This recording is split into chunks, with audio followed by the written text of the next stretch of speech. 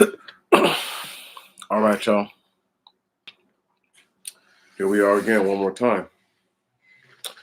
It's a dream that I have, a dream I have. I was speaking to a few people the other day, and I wanted to express this to y'all the other day, but I couldn't because I had to get up out of here and get on my way.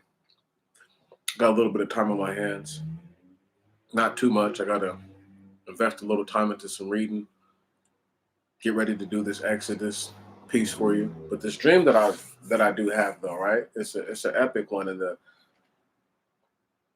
the end part of the dream, or the part of the dream that's most exciting, I'm going to tell you now, and then I'm going to tell you again when it's all said and done. So, how the dream ends is like I've been adventuring. I don't know how else to say it, and surviving. And there's been moments of despair and felt like hopelessness. And then there's a part where everything, I mean, every living creature is on its knees doing reverence, and their faces are in the dirt. And all that have a tongue, whether it be a man or a beast, whether it be a Gentile, right, or anything else that is not known to us, that they all confess from their tongues. And they really do speak that the creator of heaven and earth truly, indeed, did choose a man to represent himself through, being that the people that would come from that man would be his people. Now, the earlier parts of that dream are fuzzy, but I do remember it. And it's not like people holding hands, and it's a lot of pandemonium. Even relatives of mine are in the dream, people who are still in the land of the living. And there's people trying to get up off the planet, there's people trying to leave. And for one moment, I want to leave, but then I realize that I can't get away. There's no escape. It's like something's telling me that you can't escape. So I don't try to. And there's like this dreadful feeling of this is it. And there's no, well, it's just a hopeless feeling. And there's storms, and there's a pandemonium left and right. And there's nothing but death and the fear of death around everywhere. I can't explain singular events per se, but the actual dream itself goes just like that. And then, like I said, there's all these moments. There's different things that happen throughout the dream in sequence. Like there's always a moment where, and sometimes in the dreams, I end up pretty much like sacrificing myself. It's a weird thing. Sometimes I live, sometimes I don't, but it's the same dream, and it ends the same way where everyone bows on their knees. Uh, I know it sounds crazy, but could you imagine that? Can you guys really imagine that? Can you guys see that? Like like a ladybug bowing down. Everything that can bow down bows down. It's a it's the end. That is the dream, I believe. It's the end of this earth and the beginning of what will be the new start, and people's memories being wiped, and the like manners. Um, I have to explain it to y'all that the way that I see this land being torn to pieces is manifest to that and how the land was torn to pieces in Egypt. But as opposed to the things coming about in a singular manner, they're going to come about uh, not just together, but it's like how it will come together will be the undoing of all things. There is no brighter day in Babylon. See, in my dream, I don't believe in my people holding hands with those that would persecute them to the man, to the very last person of them, that there be none left. I don't believe in that. I don't believe in uh, looking forward to making lemonade out of lemons. We need fresh soil so we can grow more than just lemons. We shouldn't have to settle for lemonade. Uh, my dream doesn't include holding hands with Gentiles in the end, my own people, with those that look and think and act more like into what I know is how we're supposed to be than not. Because it's not our way, it's the way of something else that we're choosing to be like.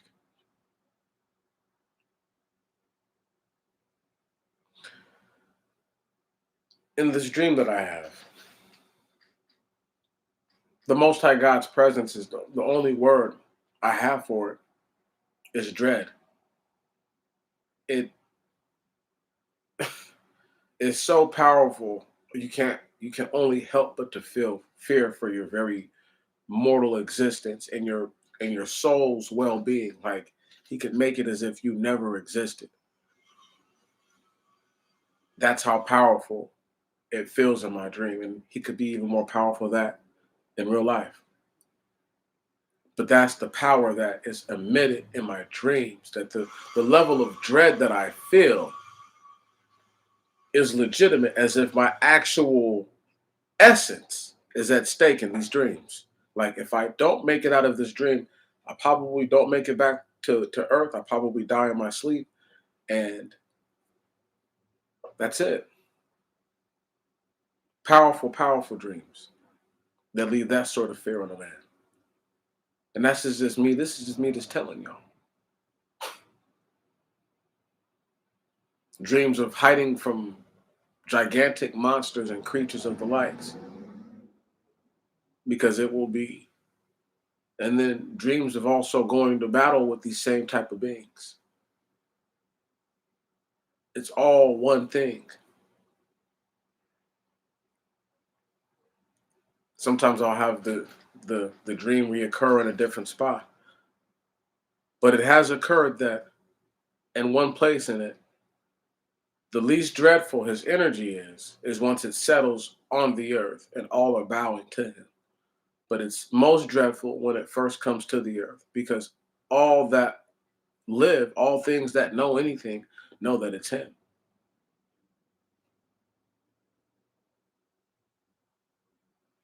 I wanted to bless the Most High God by speaking on something real quickly, real briefly, and just point out how I know that the Most High God is a God and not a goddess.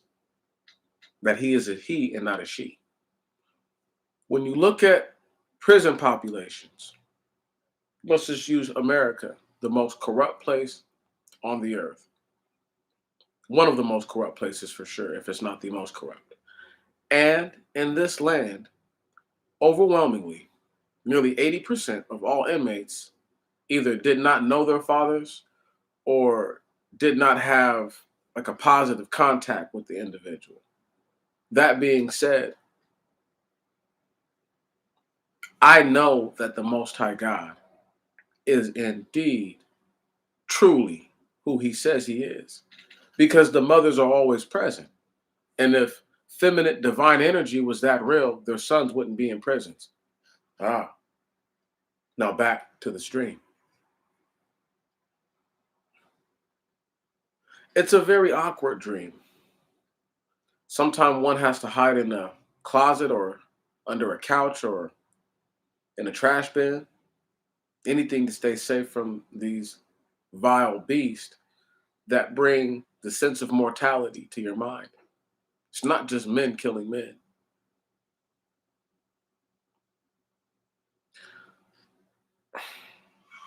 Like I said, it's a dream that picks up and goes, stops and goes.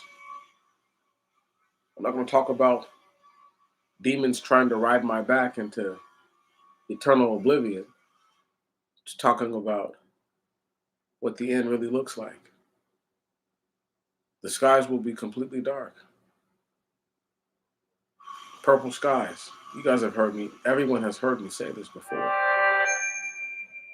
The reason why this is said, the reason why this is put forth is for basic, simple reasoning. Number one, to make it to where we all understand what it is that I'm trying to do. You get what I'm saying? I'm trying to see the end of it all, ultimately. I'm not going to do anything to bring it about. The same individuals who I tell all the time to give me my trillion.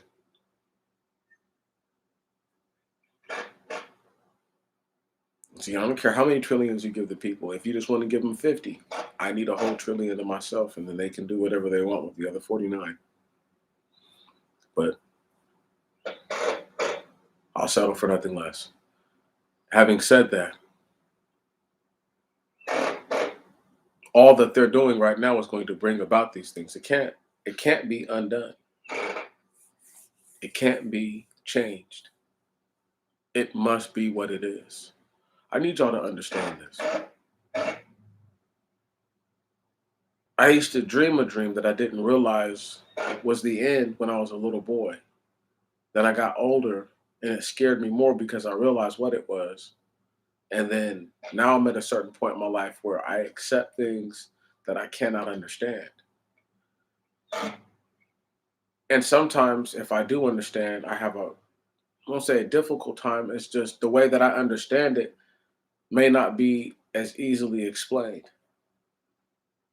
And the Most High God has allowed me to have these reoccurring sequences that are night visions that people call dreams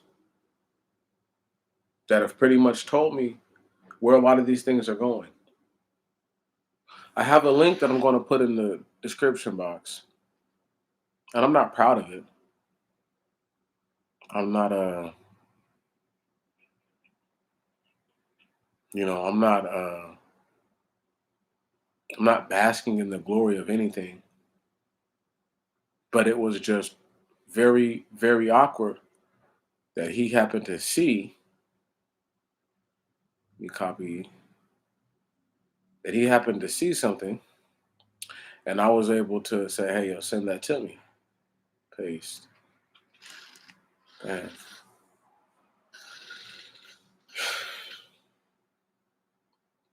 real briefly again, that is about officers that were laid out last year. They say so many died because of COVID or whatever, whatever. Doesn't matter. Just read it and weep. You know what I'm saying? Don't weep for them. Weep for yourself. Cry for you. Understand that it's only a matter of time until they have to admit that some of the other things that I said were happening did happen indeed. Don't worry. It's these things will manifest. They must. It's not because I'm saying they're going to, it's because they must manifest. If you understood what you were reading, you would understand that these things would play themselves out again. Having said that, the the Most High God has given me enough to see that I know better. And what I know is this very simple, very, very, very plain thing. The end will be beautiful to most, even those who don't even make it through it. The scarier the end is, the more likely you are to make it by the sense of asking for the actual true righteous God on high to protect you.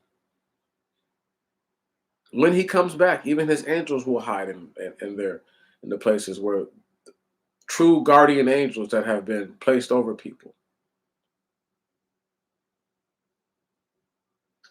I just need folks to understand that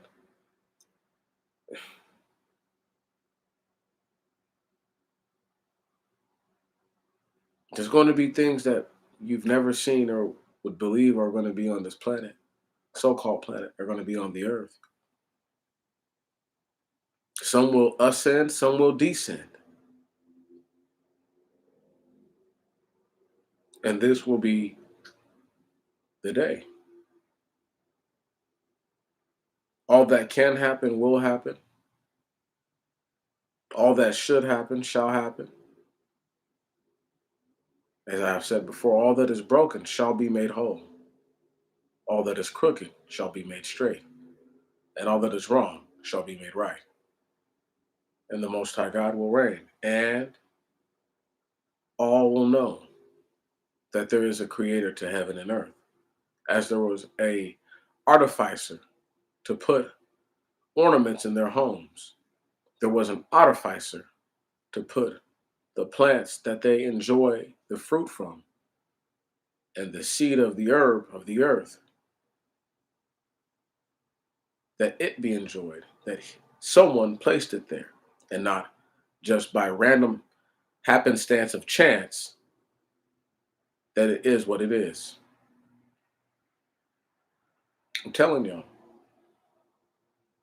Now, for a little bonus off to the side, I talked to my father yesterday, and we had a very interesting conversation. And we had to cut our conversation short because not because we were angry with one another. Not by all accounts, it was nothing like that. What had taken place was this: we were talking about Martin Luther King. We were talking about Memphis, and my father was born in Birmingham, Alabama. You must understand this. You know, even though Martin Luther King was born in Georgia, he was made famous in Alabama. Having said that, my father said that Memphis should have been taken off the map, quote unquote. And he said he never cared for Memphis because of that. As a black man, as an Afro man who truly is trying to find out who his people are and were and trying to understand that and adhere to that way of life, I could totally understand my father. I overstood. I felt exactly where he was coming from. And anybody who can't understand that has probably lost their mind. This will be even lesser time than the other joint. I just needed to get this off my chest and do it live to speak to the people and not say anything to correct myself. Blessed be the Most High God. And I promise y'all, that's the truth. Memphis should have been taken off the map that night. Whole city. That would have sent a message, a true one.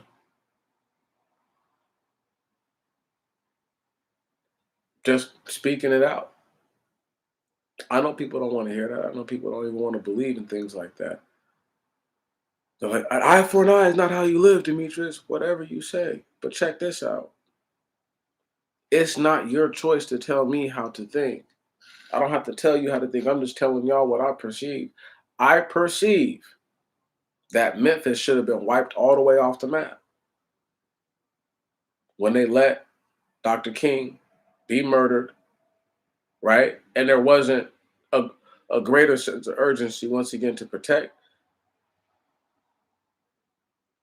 They can say the Most High God let it happen and let it be. No, there's a level of all these things.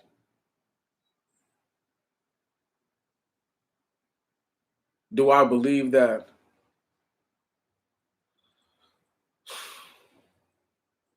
there was too much faith has been given to a system that has shown us that it will willfully destroy us. It will obliterate us, annihilate us if given us the chance. If we give it the chance to overtake us. I can't, in a good mind, tell y'all that the dream that I had came without consequences as far as what happened to those in the dream. Many were slain. Many were slain. And it's because of their willful disregard to the laws of the Most High God that he sent through his prophet Moses. No prophet ever like him in all of Israel. It is because of this that all knees shall bow and every tongue shall confess, because they do not bow now and do not confess now that the Most High God is the Most High God. As I said, there is evidence upon everywhere in the earth where there are prisons, that most of the populations in these places, the lesser developed, the greater the possibility that they do not know who their fathers are, therefore leading them into a life of vice, crime, and illicit behavior, murder, and the like. These same individuals, more than likely, had their mothers. Yes, they did. And their mothers were incapable of rendering to them an environment or at least a circumstance wherein which they could become a member who would help and not hurt the overall situation for their people. Instead, they are victims of a perpetual, endless, vicious, and unforgiving cycle.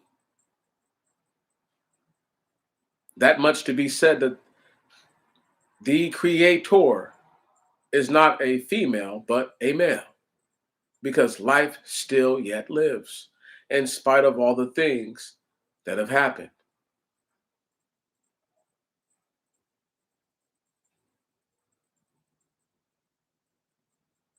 Chaos is brought to the earth by those who do not want order. The Most High God does not condone chaos, but He will allow the chaos that one creates so that they will ask Him to help them.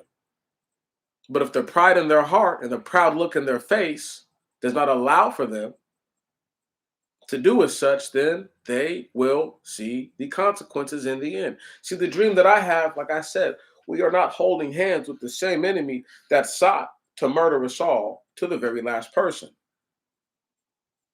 My dream is all bowing on their faces, terrified to death in the end, saying that this is truly the Creator and the God from on high.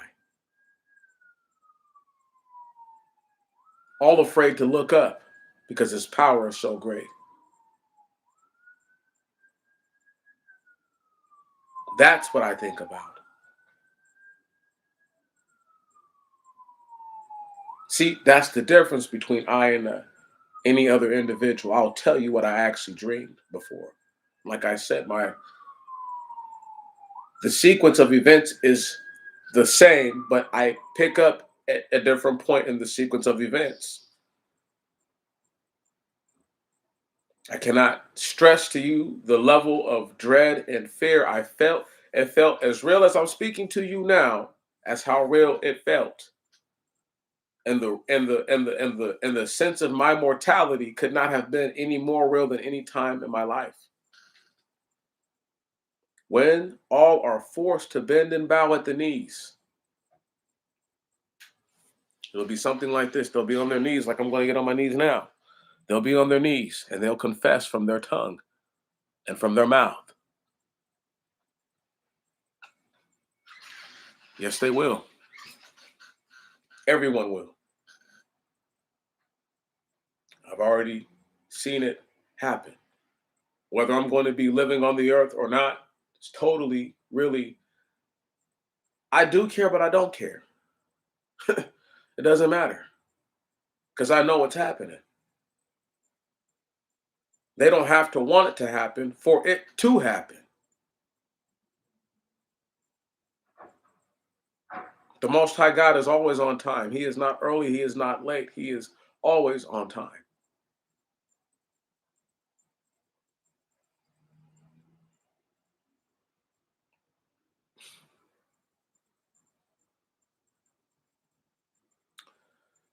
Let me ask you, it's a rhetorical question, obviously. What would you do right now if He came back tomorrow, today, right now, in this very moment? Like, what would you do right now? Other than get on your knees and pray that He doesn't kill you off the earth. See, I live with the every day I understand that this could be it. There's no I I still pay my rent like I'm supposed to. I still contribute to society like I'm supposed to. I still do things. I still live what is meant to be lived of a life. But what I don't do is I don't gallivant around. I don't uh uh uh uh, uh what's the word I'm looking for? I don't gad about, okay, thinking that, oh, God won't come back in my life, or I hope I'm already dead before he gets back. Only a coward thinks like that. If you're truly the people of the Most High God, you should want it to be over. That's what I dream about. I dream about the people. I've never seen it in the dream, but in the dream, it would have to have happened that the people have prayed because it's the end. See, I'm trying to tell y'all the true end is with purple, dark, almost black skies, purple looking skies. It's terrifying, lightning and everything. When he makes his return to the earth, I don't know what he's going to do. I have no idea. I don't know if he's going to kill us all.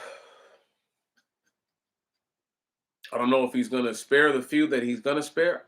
I have no idea. That's why I always pray that the people pray and do the right thing. You should pray for the same thing. That in the midst of all your other prayers, not saying that you already aren't altruistic and self-sacrificing and selfless. That's not what I'm insinuating. That I hope that my words didn't lead to a tacit implication of such. I hope that it actually rendered in your minds that you realized that I get this. Okay? I get it. But you should pray that the other people around you who would like to see something change for once in their life want to see the ultimate change. If change is good, then the end of the wickedness that we live in is also good.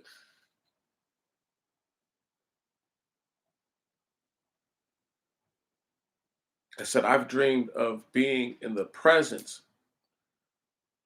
somewhere close, where I felt the very mortality of my existence as a soul, as a spirit at stake. I felt that kind of power before. Most people will never feel that. Probably kill them in their sleep. The Most High God was merciful enough not to do such a thing to me. But I've seen and I have felt the things that I have seen before, people would never believe.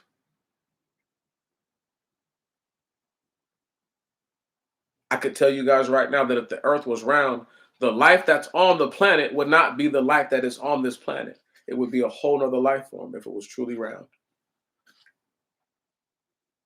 I only get slightly carried away into that thought.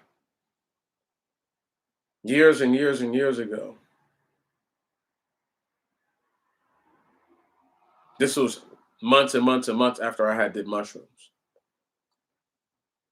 But it was coming into the following year. It would have been when I was 20 years old. And I'll never forget this, y'all. And I only did mushrooms once in my whole life ever.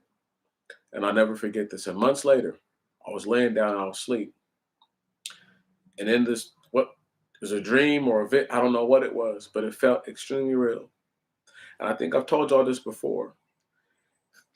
There was these four orbs. They were all covered in like this energy, this glowing energy, right? And just listen to this dream. This is crazy. I was with this being. It was a male type of being, but nondescript description. Silver looking or not, it had no true color to it. It was like I was right next to it. I was not it at any point, but I literally could feel on each different of these different little orbs. I could feel the life. I could see it from every single angle all at once. I was it, and I was still back in my same position. I've never ever experienced anything like this ever before. And since after, the only thing that's ever gotten me that scared is the what I feel like is the Most High God or him sending an angel or something like that into one of my dreams just to represent the power that he truly has to bring dread and fear into everything. His literal presence can do that. In this dream, though, these four orbs are surrounded by this energy. And I'm literally everywhere. It's like I'm above it, I'm underneath it, I'm in the back of it, I'm in the front of it, I'm at all these different angles, and I can feel each little piece of everything that's growing on all four of them. And the most was popping, brother. And the most crazy thing, the most amazing thing about it is that I was sure that I'm telling y'all, like when it happened, it felt like the realest thing ever. I've yet to be in a situation that I could really explain it. It's like way more than having TV screens or whatever everywhere. What's popping, fam? What's popping? It's it's bigger than that. It's like it'd be like astral projection on steroids. That's the only way I could say it. It was something totally different. I could feel everything at all four different junctions. I seen everything as it happened, and it was like it gave me an understanding of what life takes and what it takes to create life. And the Most High God, for all intents and purposes, the little shards of wisdom that I've been given tell me basic things. And I know for a fact that it makes people uncomfortable to know that one day they will have to bow down. I'm not uncomfortable with the idea because I've already made peace with the finite existence that I live in. Other people will tell you that they had a dream that God talked to them. I don't, like I told y'all, just the presence of whatever it was alone scared me like to death in my dream. It's terrible. I mean, I can't express to y'all how terrified and horrified I was. But it had like its own calming energy that was like, you're gonna be fine, you're gonna be okay. But when I say just terrified, I have yet to have a dream where I don't move in the whole dream. And that's the type of dream that it was, where it was like for a duration of what I could for sure remember. I was just in one position. I just didn't want to move. I was scared to even try to wake up. I was so terrified. I've never felt like that before. I've never felt like that after. Like I said, to experience what I believe is like the creation of a whole nother type of life and a whole nother type of place in the heavens is a whole nother thing. Where once again, that life is nothing like the life on this planet. It's on actual, truly round orbs, and it looked nothing like Earth. It looked nothing like what I'm used to. It felt nothing like that. And I have dreams all the time of being at places that I've been before on this planet. I dream about being in Seattle all the time because I spent so much time out there. Craziest thing ever, y'all. It is a blessing to be able to express this and to tell y'all this because get your hearts ready. Humble your heart. If you don't humble your heart, it's going to be difficult come that day for you to accept that this might be the Most High God. I'm not talking about some sort of pseudo prophetic happening. I'm talking about the real thing where mountains move, hills move, creatures from the middle of the planet come upon the planet, and all those that are within the heavens descend upon the planet. And for all intents and purposes, there is a true holy war.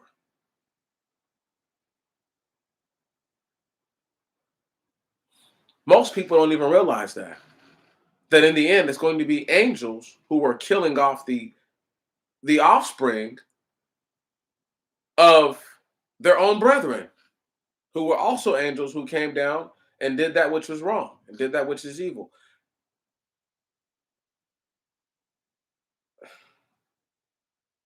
It's very difficult for me to get people to get that part and to embrace it because it's truly a thing.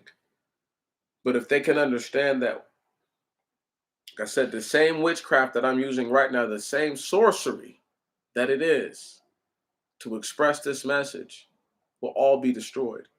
All the things that I've ever done will not count as not, and they won't be in vain because I can only hope that it leads to the totality of these events in my life. That is what I desire the most, to see it all end. I'll continue to make money and find ways to help other people to make money until then. But I'm not going to act as if the Most High God came back today, that I would be disappointed.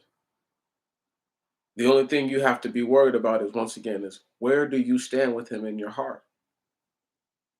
Do you truly love him? Do you truly fear him?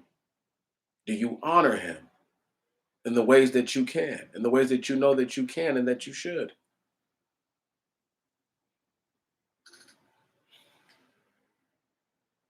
Like I said earlier, and as a blessing, I say this, places like Memphis should have been burnt to the ground and shouldn't exist anymore. You would let a man who, for all intents and purposes, would at least be a supplicant. He don't have to be a saint. Okay, let's say Martin Luther King is not a saint. He's at least a servant of the Most High God, bare minimum. And for a servant to be treated in such a fashion, in such a manner, where in which he told his people not to do that which was done to him, that whole city should have been burnt down.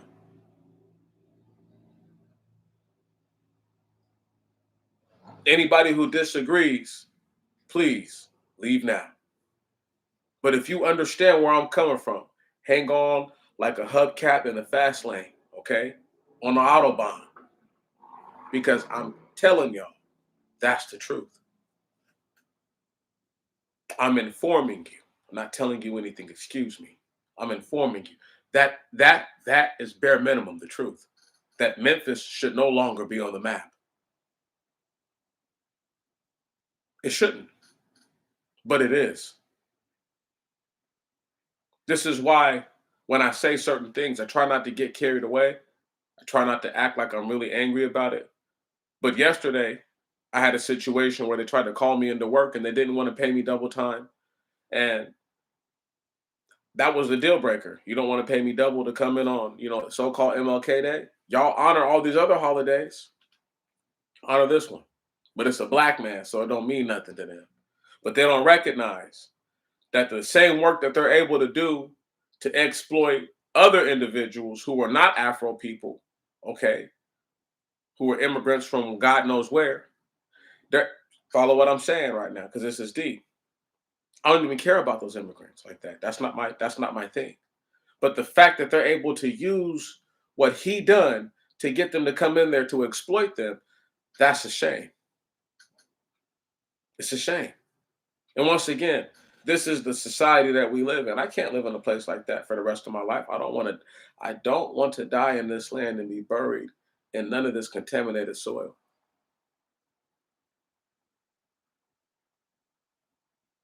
Oh, it's all good, bro. Much love, bro. You got to do what you got to do. If you're on the clock or whatever, yeah. You're funny. You got to explain yourself to me. Right on. But that's where I'm at on that. Memphis, Memphis got to go. To this day, I don't see why. Look, there are no high profile this and that out here like that. And by the time you can do anything about it, white folks can already hijack the movement. What black people need to do in the year of vigilante justice, the next time one of these babies out here gets messed up by somebody who got no business doing it, because if you live by a certain set of rules, you have to go down by that same sort of set of rules. You can't change it up just because you don't like the consequences. Black people better start doing something about things and start standing up for themselves, keeping riffraff out of their neighborhoods, okay, and being willing to punish those that are inflicting harm and death unto your people without any consequence. They must be punished. Like I said, in my dream, at the end of it, all bend and bow their knees to their faces. All confess from their tongues. There will be not one who escapes from this fate. If you are a living soul and a living piece of flesh, in the day which all things shall be judged, all actions shall be taken into account. In that self same day, all who are not willing to bend and bow at the knees will be slain. Trust me, there will be much bloodshed anyway. But on top of all that, you you can best believe that. You can best believe that one. All who do not think that they're bending and bowing at their knees will be slain. And I can only pray that a place like Memphis doesn't do any bending and bowing of the knees, that they're all slain. I couldn't live in a state like that and just not do nothing. People are like, well, you live where you live now. I'm like, I have a real situation where in which I put my neck out there for another Afro person, be it from this country or be it from America or not, and I'm dealing with the consequences of that right now. So I don't need to validate my blackness on no type of level. But for individuals who would say, "Oh, King was killed in Memphis," and what did y'all do? That's the next time a nigga from Memphis talking about King was killed here, ask them, and what did your people do about it? Fuck that. Excuse my language, but that's how I'm feeling right now. Forget all, bump that. Forget all that. That's straight garbage. That's nonsense. And I'm not shitting on anybody from Memphis. I'm shitting on the fact that did nobody do nothing that they were supposed to do. People like they rioted all across. No, no, no, no, no, no, no, no, no, no, no, no, no, no, no, no, no. No, they didn't. No, they didn't. When I say whole cities burnt to the, I'm talking about like the Great Fire of Chicago type shit. Memphis should have been out of there. Niggas should have scorched that whole bitch. That's how you turn up. And you tell them this is how we ain't feeling it. Once again, I'm not telling people what to do. I'm telling them what they should have done. Because what they're going to do, whether they want to bend and bow at that knee, whether they want to get down on their face, I could care less because it's going to happen. They can believe that. That's happening, champ. But for all intents and purposes, the fact that we have individuals who run around here who would murder each other mercilessly and allow their enemies to sleep at home at night in peace and terrorize their own communities tells me everything. They're less than a coward. They're less than cowards. They have to be. They're derelict and something else. They're like a derelict plus. You know, dereliction, like somebody who abandons their post or their duties, right? Like, you know, when they call somebody like a deadbeat father, right? Because he's a derelict ass dude. That's a derelict. And that's what these individuals are. They're cowards. They'll attack me for saying this, but once again, they're tried and true enemies. They won't ever lay hands on them. Ask the police in Seattle how many white dudes got punched up by Meech. And ask them how many niggas I put hands on that they seen. Ask them. Ask them how quick I was to dole out justice to a white person and think nothing about it. Ask them how I was not hesitant, but I was more reluctant to dole out that same kind of justice to my people. Right. That's the difference between I and these other motherfuckers. You know, when I say doling out justice, if you get out of line out here, you can get punched up. It's not a big deal. That's how we do it. That's how we're supposed to be. You see what I'm saying? That's how we're supposed to be.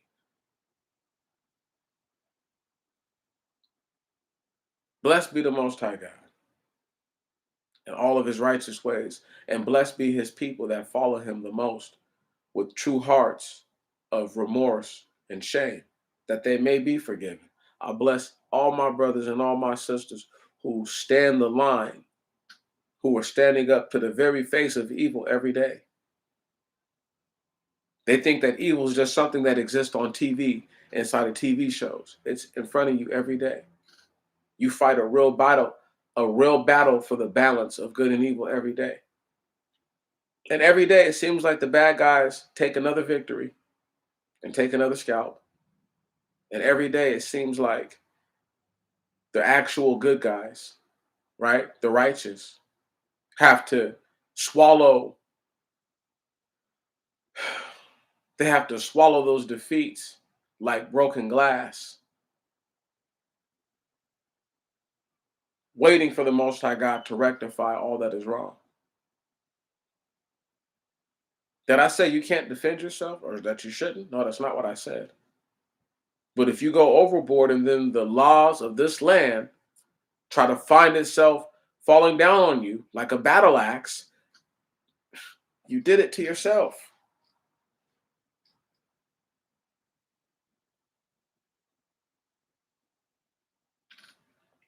For every black person that's ever died in this land, there will be a great vengeance for them, save for those that are wicked and unrighteous. But for all those that are truly the godly, the elect, the chosen, the anointed, then there will be a reckoning for all their blood spilled. This is why the entire earth must be judged, because they who have done harm to our people have left this land and gone abroad, left their seed any and everywhere. All these places will be judged. And the travesties suffered will not be unaccounted. And I promise, because the Most High God said that we will not be ashamed. I promise you, by the words of the Most High God, by saying that we will not be ashamed, we will not be ashamed. And all those days that we worshiped him and that we praised him, you will feel good in your heart because you did that. Like I said, the dream that I have as it ends, all are on their knees, all bow their face down, all confess from their tongues, and all profess from the lips of their mouths that indeed this is the Creator. And I say everything from a katydid to a gnat to a ladybug to a beetle to a locust to a praying mantis to all the birds, everything, even the beasts in the water, find themselves in a submissive place. All will bow to him and all will confess. And in that day, and only in that day, as I have said already, shall the broken be made whole, shall the wrong be righted, and shall the crooked be made straight. Brothers and sisters, I got a few more minutes left and then I got to get ready to head out. Like I said, I'm working on the rest of the book of the Exodus for you. I had to take a little brief break. But when I pick up, I'm just going to do a little 2 or 3 hour little marathon. We'll read it and we'll slowly break it down. I'll give you an example of what I'm talking about.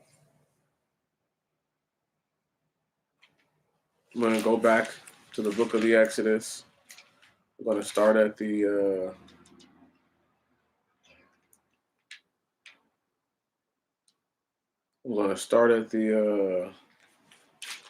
second chapter, no, first chapter.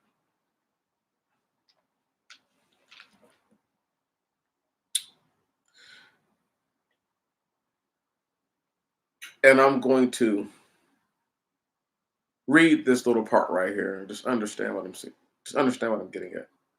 Verse 13 of chapter 1.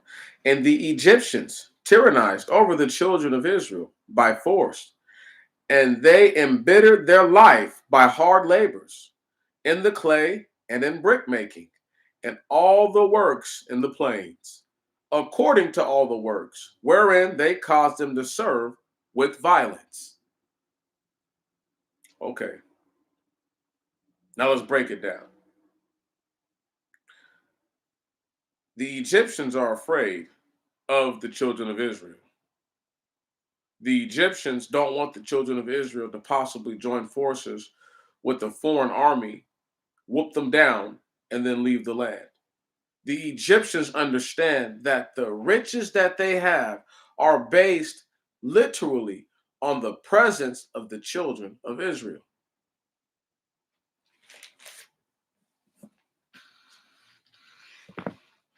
I'm going to do more breaking down than that, but I just need y'all to understand. I'm going to read it and slowly get into what it says.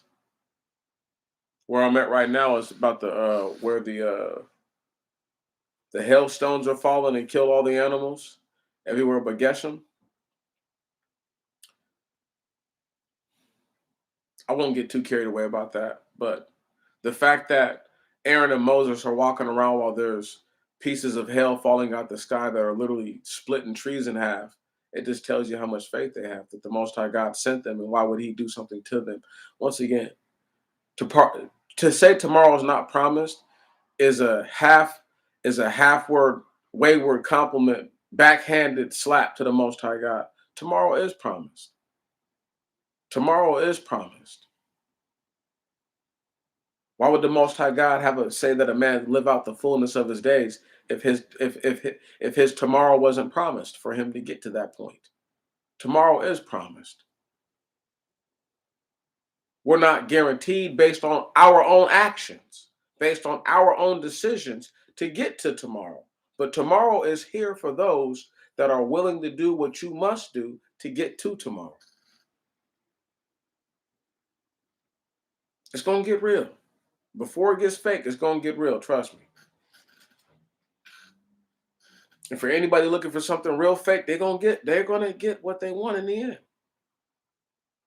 For all these brothers and sisters that halfway praise the God of Islam, or the goddess, I should say, because some of them believe that Allah is a female. Right. Not to say its name, but that's just to make a point of emphasis. What I believe in, what I pray you all believe in, are the 5 books that were established by the greatest prophet to ever live. His name is Moshe, or Musa, or Moses. Yes. Joshua was not a mere man. He was an angel in the flesh of a man. It's not the same. It's not even the same.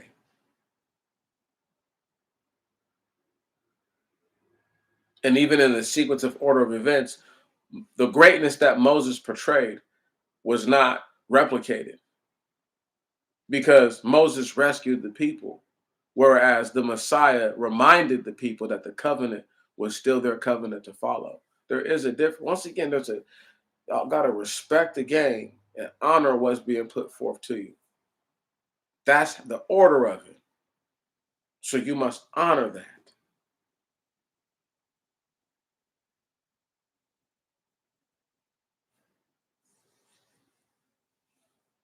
I'm about to be done.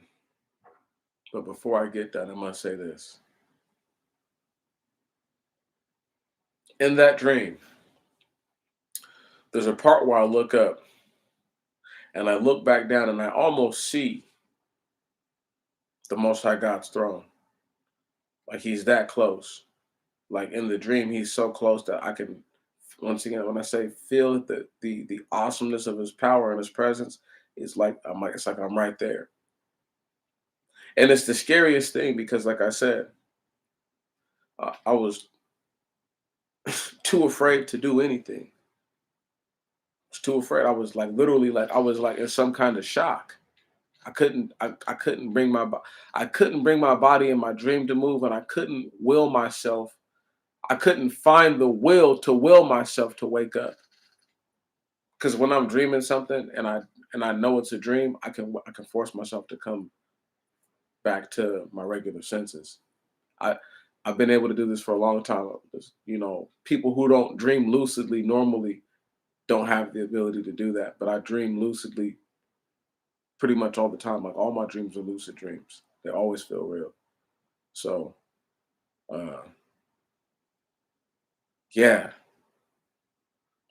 being that close to the power, I just come to the senses that there's going to be a lot of individuals who lose their lives in the end because they're not going to understand what that.